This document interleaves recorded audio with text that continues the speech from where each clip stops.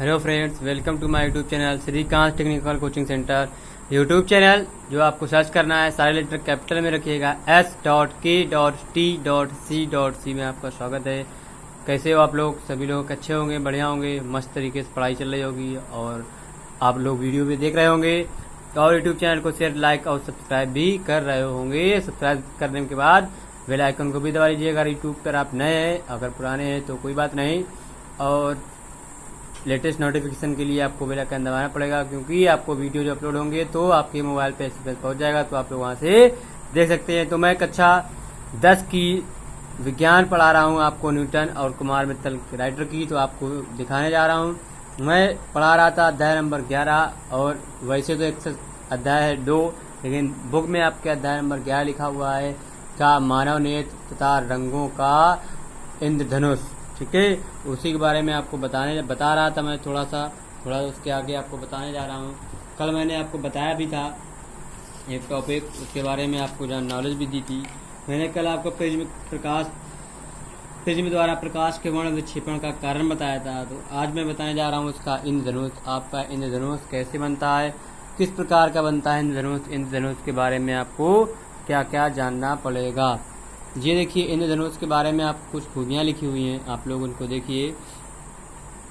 लिखा हुआ है कि इंद्रधनुष वर्षा के पश्चात आकाश। देखो, इंद्रधनुष वैसे हमारे पास नहीं बनता है, ना ही हमको दिखता है। जब हमारी बारिश होती है उसके बाद आपको इंद्रधनुष बना हुआ दिखाई देता है। लिखा हुआ है इंद्रधनुष वर्षा के पश्चात आकाश में जल के सूक्ष्म कणों में दिखाई देने वाला प्राकृतिक स्पेक्ट्रम है।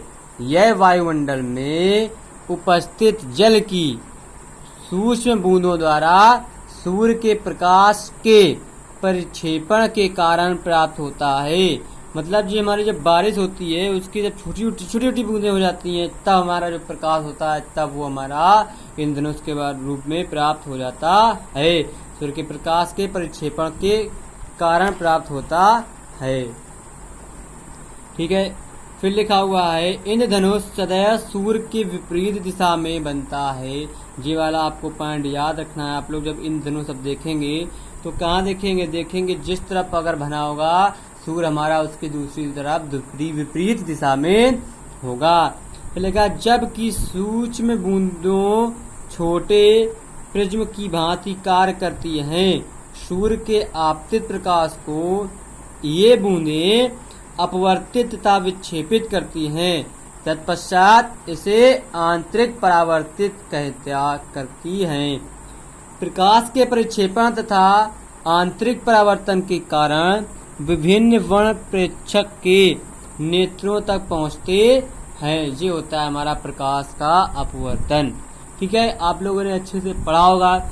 इसी के साथ साथ आपको दिखाते हैं इसका डायग्राम, जो प्रकाश के अपवर्तन का डायग्राम है वो भी दिखाते हैं हम आपको। देखिएगा, ये बना हुआ है डायग्राम, उसके साथ में कुछ चीजें भी लिखी हुई हैं, आप लोग को समझ में आ रहा होगा, आप लोग देख भी रहे होंगे। देखिए, लिखा हुआ है क्या,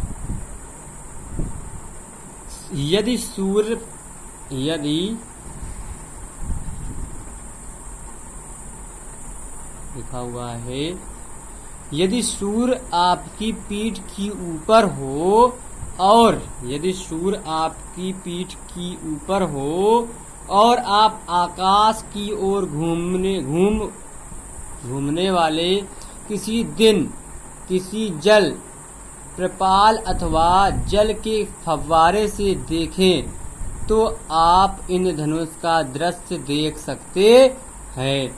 अब देखिए, जैसे देखो, ये डायग्राम बना हुआ है, सूर्य का प्रकाश है, ये वर्षा की यहाँ पे बड़ी बनाई गई है, लेकिन वहाँ पे ऊपर छोटी होती है, वर्षा की छोटी सी बूंद है। ठीक है, अब जब सूर्य का प्रकाश वर्षा पे जब पड़ता है तो ये दो जगह पे रिफ्लेक्ट करता है। ठीक है, अब देखिए, यहाँ से 2 पे आ रहा तो यहाँ से भी हमारा 2 पर ही जाता है, क्योंकि ये लाल और बैंगनी कलर पर रिफ्लेक्ट होने लगता है, और जब हमारी आंखों पर प्रभाव देखते हैं तो हमको इंद्रधनुष प्राप्त हो जाता है। जैसे इंद्रधनुष में लाल रंग ऊपरी सतह पर तथा बैंगनी रंग निचली सतह पर बनता है। तो आप लोग को समझ में आया होगा इंद्रधनुष कैसे बनता है, किसके कारण बनता है, प्रकाश के परिक्षेपण के कारण बनता है। ठीक है, स्कैटरिंग ऑफ लाइट। ठीक है, और कैसे छोटी छोटी बूंदें जो होती हैं फव्वारे के रूप में वो आकाश पर हमारी उड़ने लगती हैं, दिखने लगती हैं। उसी बूंदों में से हमको क्या, जब सूर्य का प्रकाश टकराता है तो लाल और बैगनी कलर हमारे ऊपर और नीचे होते हैं सतह पर, बीच में हमारे 5 कलर और दिखाई देते हैं। ऐसे ही हमको इंद्रधनुष हमारी आंख में दिखाई देता है। और इंद्रधनुष कैसे बनता है, जिस तरफ इंद्रधनुष बनता है सूर्य की विपरीत दिशा में इंद्रधनुष हमारा बनता है। ठीक है, अब देखिए लिखा प्रकाश का प्रकीर्णन, स्कैटरिंग ऑफ लाइट। जैसे हमारा इंद्रधनुष बन रहा है, किससे बनता है वो आपको बताते हैं। लिखा हुआ है प्रकाश का प्रकीर्णन। ठीक है, तो प्रकाश का प्रकीर्णन के लिए एक सेकेंड रुकिएगा।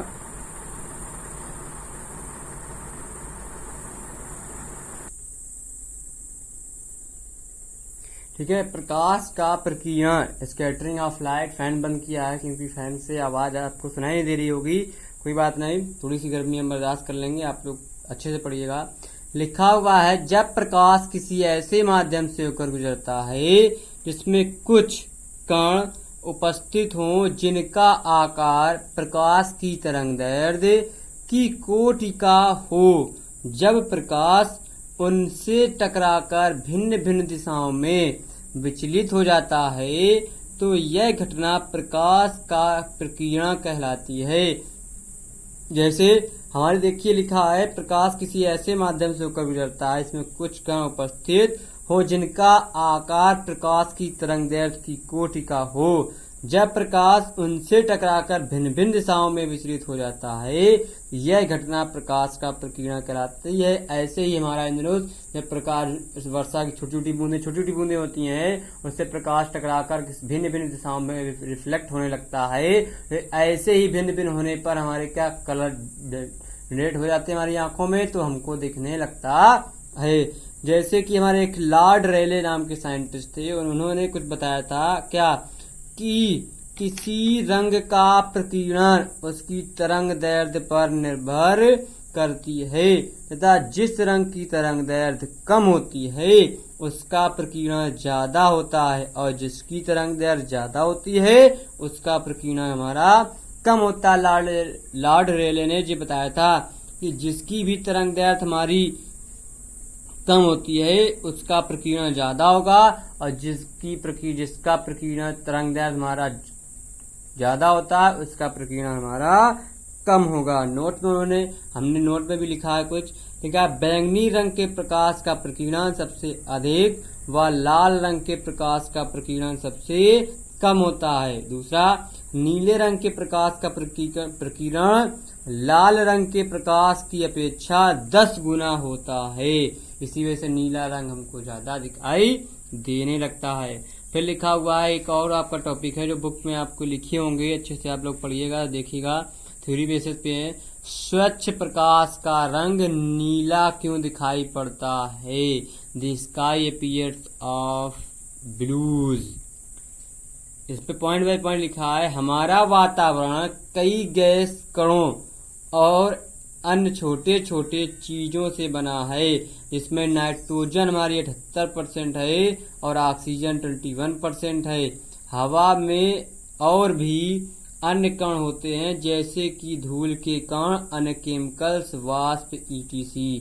ठीक है, फिर दूसरा लिखा सूर्य की रोशनी हमें सफेद नजर आती है, सूर्य की रोशनी हमें सफेद नजर आती है परंतु ये 7 रंगों के मेल से बनती है। ये वही 7 रंग हैं जो इंद्रधनुष में नजर आते हैं। इंद्रधनुष के हर रंग की अलग तरंगदैर्ध्य एवं आवृत्ति होती है, जो मैंने आपको बताया है। लाल रंग की तरंगदैर्ध्य सबसे ज्यादा होती है और नीले रंग की तरंगदैर्ध्य सबसे कम होती है। ठीक है, तीसरा पॉइंट मोस्ट इम्पोर्टेंट पॉइंट है, जैसे ही सूर्य की रोशनी हमारे वातावरण में दाखिल होती है लंबे तरंगदैर्ध्य तो आगे बढ़ जाते हैं पर छोटी तरंगदैर्ध्य वाले कणों द्वारा अवशोषित कर ली जाती हैं। नीले रंग की तरंगदैर्ध्य सबसे कम होती है, इस अवशोषित नीले रंग को फिर वायु कण अलग अलग दिशाओं में फैला देते हैं। जो रंग वो अवशोषित करते हैं वही रंग वे फैलाते हैं। इस तरह नीला रंग आकाश में हर जगह फैल जाता है और हमें आसमान नीला नजर आने लगता है। मतलब क्या है, सूर्य किरण जैसे ही हमारी क्या वातावरण एनवायरमेंट में आती है वैसे ही जिसकी तरंग दैर्घ्य आगे बढ़ जाती है। लंबे तरंग दैर्घ्य जिनकी होती है वो आगे बढ़ जाते हैं, छोटी तरंग दैर्घ्य वाले जो होते हैं वो वहीं अवशोषित होता है और नीले रंग की तरंग दैर्घ्य सबसे कम होती है। इस अवशोषित नीले रंग को फिर वायु अलग अलग दिशाओं में फिर फैला देता है। जैसे ही फिर फैलाता है तो जो फैलाता है वही हमें फिर वायु कण अलग अलग दिशाओं में फैला देने के बाद रंग अवशोषित वही रंग फैलाते हैं। इस तरह नीला रंग आकाश में हर जगह हमको फैला नजर आता है, जो नीला कलर दिखाई देने लगता है। ठीक है, ये हो गया आपका स्काई इन द ब्लू। ठीक है, अब देखते हैं कुछ लास्ट टॉपिक है, इसके बाद चैप्टर फिनिश कर लेते हैं, आप लोगों को भी समझ आ जाएगा। फिर देखिए कुछ बारे में लिखा हुआ है, क्या लिखा हुआ है आप लोग पढ़िएगा। लिखा है सूर्योदय अथवा सूर्यास्त के समय सूर्य लाल दिखाई पड़ता है। एट सनराइज और sunset the sun appears are reddish. अब देखिए यहाँ पर हमने पॉइंट भी लिखे होंगे, लेकिन पहले आपको डायग्राम में समझाते हैं। जैसे ये लिखा है पृथ्वी पर प्रक्षेप, ये हमारा पृथ्वी है, ठीक है, अर्थ बनी हुई है। फिर देखिए ये एक हमारा वायुमंडल बना हुआ है, ठीक है, ये पृथ्वी का वायुमंडल है, फिर ये अर्थ है। फिर लिखा हुआ सन हमारा जैसे इस तरफ है, सूर्यास्त के समय सन है और सूर्य लगभग उदयास्त नीले तथा बैगनी प्रकाश का प्रकीर्णन जब यहाँ होता है हमें, तब दिखा नीले प्रकाश के प्रकीर्णन होने से सूर्य का रक्तताप प्रतीत होना। देखिए सूर्यास्त जब हो रहा है तब हमारा जब सूर्यास्त होता है तो हमारा जो किरणें होती हैं जी हमारी क्या पृथ्वी पर बिल्कुल सतह पर सेंटर पर दिखाई देती हैं और पृथ्वी का वायुमंडल हमारा ऊपर होता है। ठीक है, तो यही चीज सूर्यास्त तथा सूर्योदय के समय पूर्व का रक्तताप प्रतीत होना होता है, वही हमको बताना है। तो बताते हैं, देखते हैं, पॉइंट लिखे हुए हैं। पहला पॉइंट देखते हैं, लिखा जब सूरज क्षितिज में होता है उस वक्त सूरज की किरणों को हमारी आंखों तक पहुंचने के लिए सबसे ज्यादा वातावरण के कणों को पार करना पड़ता है। जब सूरज एकदम हमारे सर के ऊपर होता है और उस वक्त सूरज की किरणों को हमारी आंखों तक पहुंचने के लिए सबसे कम वातावरण के कणों को पार करना पड़ता है। जितना ज्यादा वातावरण उतना ज्यादा नाइट्रोजन के अणु होते हैं। ठीक है, तो जैसे ही हमारे सूरज बिल्कुल सर के पास होता है इसको हमें क्या वातावरण बहुत ही कम पार करना पड़ता है। सीधी किरणें हमारे पास आ जाती है, इसी वजह से हमको गर्मी ज्यादा लगने लगती है, क्योंकि पार्टिकल्स पे जब लाइट हमारी रुक कर आती है जिगजैग मोशन में तब गर्मी कम होती है और दोपहर के समय गर्मी बहुत तेज होती है। फिर लिखा तीसरा, जब फोटॉन्स नाइट्रोजन के अणुओं से टकराते हैं तो नाइट्रोजन के अणु उन फोटॉन को अवशोषित करके फिर से बाहर निकाल देते हैं। इस एब्जॉर्प्शन और एमिशन की प्रक्रिया को स्कैटरिंग ऑफ लाइट भी कहते हैं। ठीक है, अब देखिए लिखा हुआ 4 नंबर में, हमें पता है कि लाल रंग की किरणों की तरंग दैर्घ्य सबसे ज्यादा होती है और नीले रंग तरंग दैर्घ्य सबसे कम। छोटी तरंग दैर्घ्य वाली किरणें सबसे ज्यादा फैलती हैं, मतलब जितना कम तरंग दैर्घ्य होगी उतनी ज्यादा उस रंग की तरंग दैर्घ्य फैलेगी। ठीक है, ये भी एक थोड़ा सा पॉइंट है, उसके बारे में जानना। अब देखिए लिखा हुआ है, जब सूरज की किरणें हमारे वातावरण में प्रवेश करती हैं तो लाल रंग सीधे प्रवेश कर जाता है, पर नीला रंग, बैंगनी और अन्य रंग वातावरण में ही बिखर जाते हैं और हमारी आंखों तक नहीं पहुंच पाते हैं। सूर्योदय और सूर्यास्त के समय सूरज की किरणों को सबसे ज्यादा वातावरण से गुजरना पड़ता है और जितना ज्यादा वातावरण उतना ज्यादा स्कैटरिंग ऑफ लाइट, मतलब हमारा क्या प्रकाश का प्रकीर्णन होता है। फिर 6 number point most important point है, इसी में आपको पता चलेगा जितना ज्यादा स्कैटरिंग उतना ज्यादा कम तरंगदैर्ध्य की किरणें का बिखराव, ये बिखराव इतना ज्यादा हो जाता है कि नीला, बैगनी, पीला रंग आसमान में बिखर जाते हैं और हमें बस लाल रंग सूरज नजर आता है। ठीक है, लाल रंग की तरंगदैर्ध्य सबसे ज्यादा होती है, इसी वजह से वो हमको सबसे ज्यादा सूर्योदय और सूर्यास्त के बीच में होता है। और क्योंकि वो सीधे हमारा सबसे ज्यादा तरंगदैर्ध्य होने की वजह से सीधे हमारी पृथ्वी पर आ जाता है और बाकी सारे कलर वहां पे बिखर जाते हैं, बिखरने से उनको हम देख नहीं पाते हैं और फिर सूर्योदय सूर्यास्त होने के बाद आकाश हमको नीला दिखाई देता है। ठीक है, मतलब लाल दिखाई देता है। फिर लिखा है तारे क्यों टिमटिमाते हैं, ये भी एक पॉइंट है, आपका पूछा जाता है। तो लिखा है गर्म और ठंडी परतों के कारण पृथ्वी के वायुमंडल का अपवर्तनांक लगातार परिवर्तित होता रहता है। तारों से आने वाली प्रकाश किरणों का इस प्रकार लगातार अपवर्तन होता है तो प्रकाश किरणें निरीक्षक की आंखों तक अनियमित रूप से आती हैं। इसके कारण तारों की आभासी स्थिति बदलती रहती है और तारे टिमटिमाते नजर आते हैं। ठीक है, फिर लिखा है ग्रह क्यों नहीं टिमटिमाते हैं। ग्रह तारों की अपेक्षा पृथ्वी के बहुत निकट हैं।